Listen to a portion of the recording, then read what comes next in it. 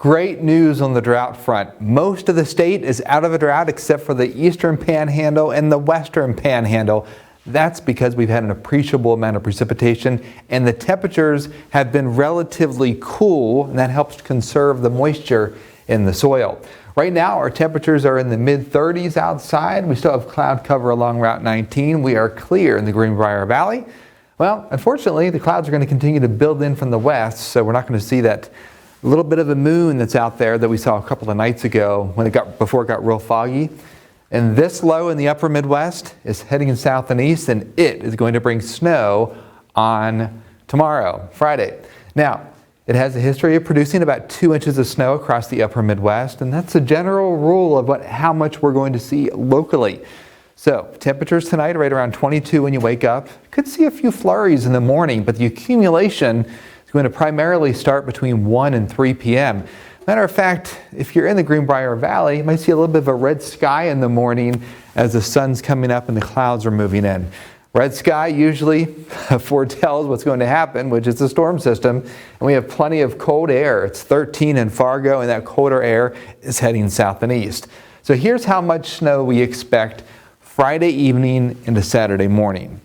Basically 1 to 2.5 inches for most of Fayette, Raleigh County, Nicholas County. 5 inches once you head east of Summersville towards Richwood. In the western part of our Route 19 corridor, that is Fayette, Raleigh, Nicholas, about a coating.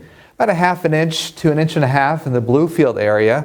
6 inches once you get towards Denise, Raynell. 4 to 6 inches as you go up into Pocahontas County. Now, the Weather Service does not yet have any advisories out, but I believe they'll at least put winter weather advisories out for Pocahontas and western Greenbrier County and the eastern part of Fayette and Raleigh when they do come out tomorrow. About a coating though for the Greenbrier Valley, a little bit less moisture in that area. So in the morning there could be a few damp spots on the road. Once the snow starts, the roads will be wet in nature between 1 and 8 p.m., but after 8 p.m. is when we expect them to become snowy.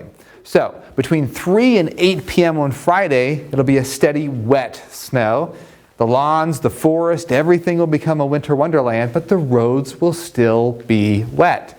Between 8 p.m. and 6 a.m., and that's 6 a.m. of course on Saturday, we are expecting the snow to become a little bit dry and powdery, and that's when these secondary roads will start to turn snow covered and even a little bit icy, because of course they're going to be wet during the day, but the temperatures are going to drop below freezing. So the pavement temperatures will drop below freezing as well, and that will instigate icy spots. Between 6 a.m. and noon on Saturday, there'll be a few dry breaks in the snow, and the snow will be dry and powdery. But overall, great for snowballs. Yeah, we're not going to get that much, so it'll take a little bit of effort to make the snowballs, but I think the kids will be out there because most of them are now on Christmas break. If you have arthritis, you are feeling this with the change in pressure. The pressure is dropping across the region, and that's exactly what our ARH More for Appalachia Aches and Pains forecast shows, dropping through Friday, but then it gets up there and it stays up there until we get to Tuesday and Wednesday. So here's a 7-day forecast. We have a high temperature of 37 on Friday. That's before the snow starts. The snow will cool things down later in the afternoon. We drop to 22 degrees Saturday morning. That's why there could be a few icy spots on the secondary roads. 28 degrees with a few flurries on Saturday.